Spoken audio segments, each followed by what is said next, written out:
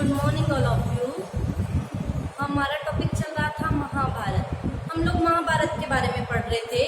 कल मैंने आप लोगों को महाभारत के बारे में बताया था कि महाभारत के जो रचयिता थे वेद व्यास। कल हम लोगों ने महाभारत के रचयिता वेद व्यास की जीवनी के बारे में पढ़ा था।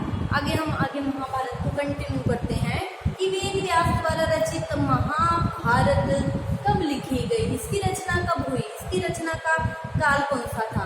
तो देखो, महाभारत के विषय में ये कहा जाता है, इसकी रचना काल के बारे में, इसकी रचना कब हुई, एक प्रॉपर कोई समय नहीं मिलता। निश्चित रूप से इसके बारे में कुछ कहना बहुत ही कठिन है। ठीक है, ये कहा जाता है कि महाभारत एकदम से नहीं लिखी गई, ये तो कई शताब्दियों के विकास का परिणाम थी। कई शताब्दियों तक इसमें क्या है, नए नए आख्यानों का समावेश होता गया और ये महाभारत इतनी बड़ी बन गई। ठीक है, अगर हम अब इसकी रचना काल की बात करते हैं तो देखो, पाणिनि ने जो ग्रंथ लिखा था अष्टाध्यायी, पाणिनि की अष्टाध्यायी में हमें वेद व्यास और महाभारत के बारे में कोई जानकारी नहीं मिलती। अतः स्पष्ट है इससे कि महाभारत उत्तर काल की रचना है, पाणिनि के अष्टाध्यायी के उत्तर काल की रचना है। ठीक है, अगर अब हम रामायण के बारे में देखते तो रामायण में क्या कहते हैं, अगर रामायण में हम देखते तो रामायण में भी महाभारत का कोई उल्लेख नहीं मिलता। अतः रामायण में महाभारत का कोई उल्लेख नहीं मिलता। तो रामायण पहले लिखी गई होगी, महाभारत बाद में लिखी गई होगी, तब इसके बारे में कोई उल्लेख नहीं मिलता। तो इस कारण ये कहा गया है कि रामायण पहले की रचना है, महाभारत बाद की रचना है। ठीक है, अब इसकी रचना काल को लेकर अलग अलग इतिहासकार अलग अलग कहते हैं। देखो, जैसे डॉक्टर मैकडोनाल्ड क्या कहते हैं कि 500 ईसा पूर्व इसका रचना काल मानते हैं। ठीक है, और जबकि डॉक्टर राधा मुकुंद मुखर्जी ने 200 ईसा पूर्व इसका रचना काल माना है। ठीक है, तो मतलब अलग अलग इतिहासकार अलग अलग बात कहते हैं कि जैसे मुखर्जी ने कहा है कि 200 ईसा पूर्व तक एक धार्मिक ग्रंथ बन चुका था, और मैकडोनाल्ड क्या कहते हैं 500 ईसा पूर्व तक ये मतलब हमारा एक धार्मिक ग्रंथ बन चुका था। अतः महाभारत का जो ये विकास है धीरे धीरे हुआ। अमूमन इतिहासकार ये मानते हैं कि ये एक समय की रचना नहीं है। अतः संपूर्ण महाभारत बनने में 1000 वर्ष का समय लग गया था। 1000 वर्ष का समय महाभारत के बनने में लग गया था।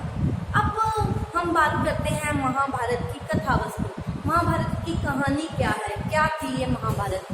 तो देखो, महाभारत ये हस्तिनापुर राज्य था, हस्तिनापुर की कहानी है। देखो, हस्तिनापुर के राजा हुए हैं राजा शांतनु। ठीक है, राजा शांतनु के जो पुत्र थे विचित्रवीर्य, विचित्रवीर्य गद्दी पर बैठे। हस्तिनापुर के राजा राजा शांतनु, शांतनु के मरने के बाद उनके पुत्र विचित्रवीर्य गद्दी पर बैठे, और विचित्रवीर्य के मरने के बाद उनके 2 पुत्र हुए, धृतराष्ट्र और पांडु। ठीक है, तो बड़े कौन थे, धृतराष्ट्र थे। और एक बात थी कि जो धृतराष्ट्र थे जन्मजात अंधे थे। ठीक है, और जो छोटा भाई था पांडु, इनके पास सत्ता आ गई। क्यों? क्योंकि धृतराष्ट्र अंधे थे, तो छोटे भाई या विचित्रवीर्य के छोटे बेटे पांडु के पास सत्ता आ गई। ठीक है, और राजा पांडु की 2 पत्नियां थी, कुंती और माद्री। ठीक है, लेकिन राजा पांडु के को किसी ऋषि का श्राप मिला हुआ था। जंगल में शिकार करने गए थे और इनके हाथों से किसी ऋषि के बाण लग गया था, तो इन्हें किसी ऋषि का श्राप मिला हुआ था, और ये अपने श्राप का भुगतान करने के लिए, तपस्या करने के लिए अपनी दोनों रानियां, इनकी 2 रानियां थी, कुंती और माद्री। धृतराष्ट्र और पांडु 2 भाई थे। ठीक है, और धृतराष्ट्र की पत्नी का नाम था गंधारी। ठीक है, तो पांडु क्या हो गए, ऋषि के श्राप का भुगतान करने के लिए अपनी दोनों रानी कुंती और माद्री दोनों के साथ कहाँ चले गए, जंगल में चले गए। तो ऐसे समय में जब पांडु राजपाट छोड़कर जंगल चले गए तो सत्ता किसके हाथों में आ गई, धृतराष्ट्र के हाथों में आ गए। धृतराष्ट्र को क्या बना दिया गया, राजा बना दिया गया। अब जंगल में रहते हुए कुंती और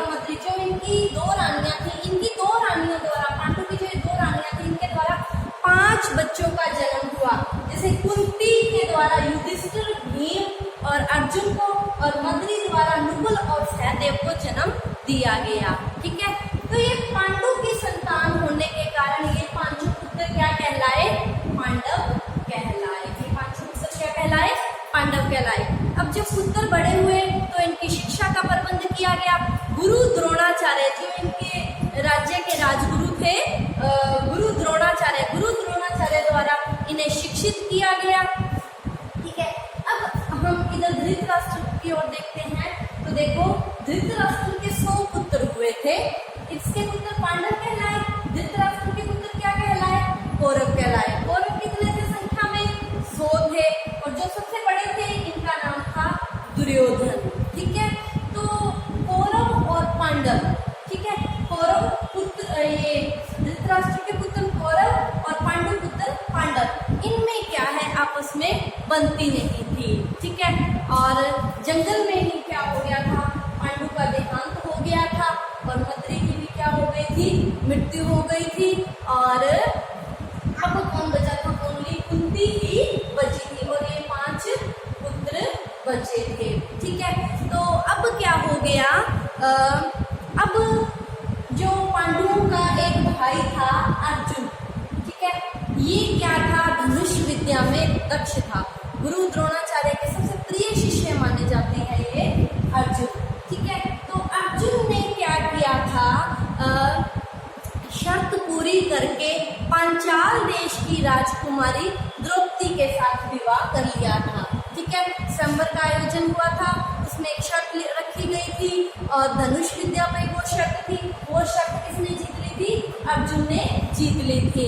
लेकिन माता कुंती के कुछ वचनों के कारण इन 5 भाइयों की शादी किसके साथ हुई थी?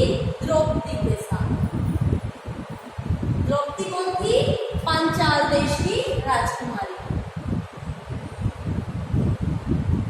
पांचाल देश की राजकुमारी द्रौपदी के साथ माता कुंती के कुछ वचनों के कारण द्रौपदी के साथ इन 5 भाइयों का विवाह हो गया। ठीक है, तो अब इन 5 भाइयों ने हस्तिनापुर आकर अपने पिता के राज्य की मांग की कि हमें भी कुछ राज्य मिलना चाहिए। ठीक है, तो जो इनके पितामह थे, भीष्म पितामह, उन्होंने एक कठिन प्रतिज्ञा की थी कि मैं आजीवन विवाह नहीं करूंगा। इस कठिन परीक्षा के कारण वो भीष्म कहलाए थे।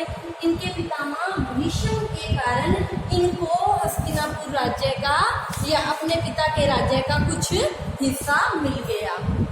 अपने पिता के राज्य का कुछ हिस्सा मिल गया।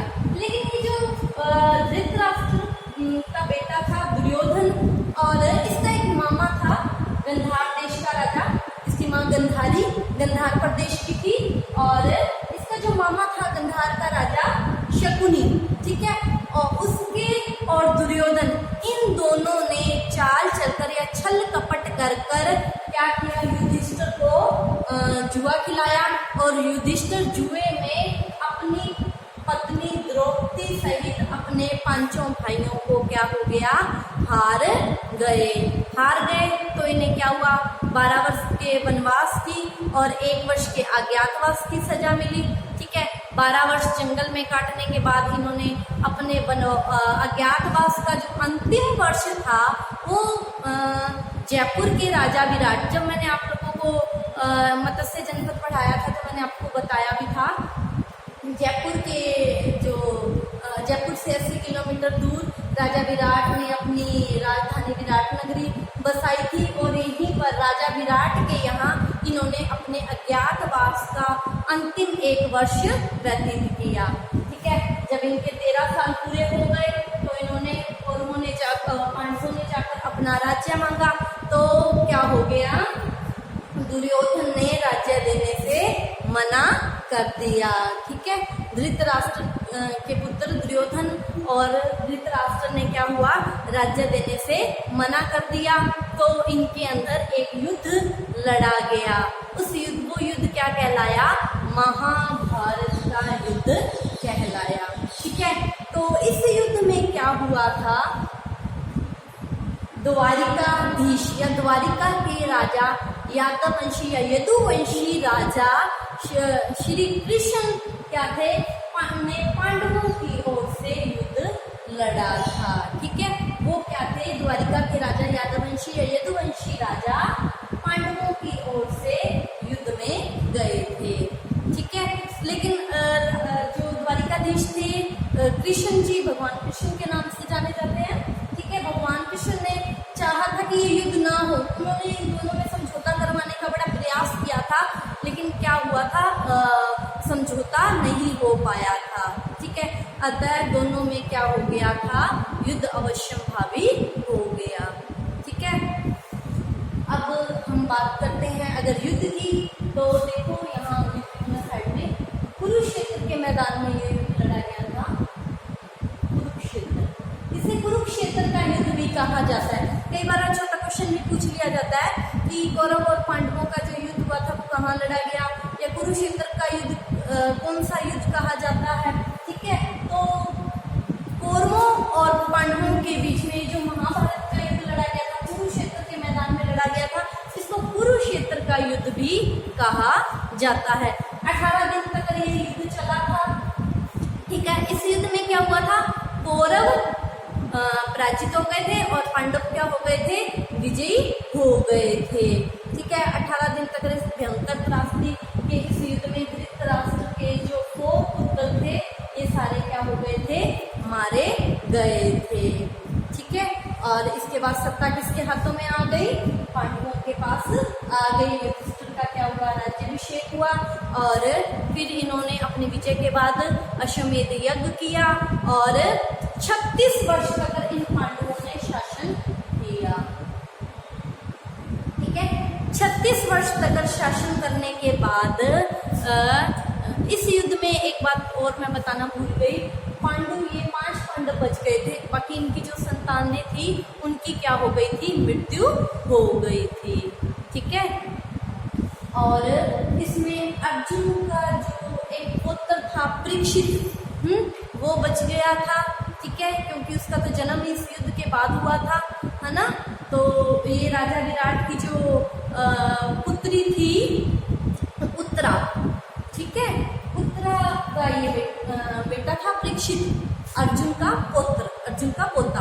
ठीक है, अतः पांडवों ने 36 साल तक शासन करने के पश्चात अर्जुन के पुत्र परीक्षित को सत्ता संभलवा दी। ठीक है, और ये खुद कहाँ चले गए, अपनी पत्नी सहित, अपनी पत्नी द्रौपदी सहित ये पांचों पांडव कहाँ चले गए, जंगल हिमालय की ओर चले गए, और वहीं पर इनका क्या हो गया, देहावसान हो गया, इनकी मृत्यु हो गई। ठीक है, अब कल हम इसके बारे में फिर चर्चा करेंगे। जो रह गया आज इतना ही, आप इसका स्क्रीनशॉट ले लीजिए। Thank you class.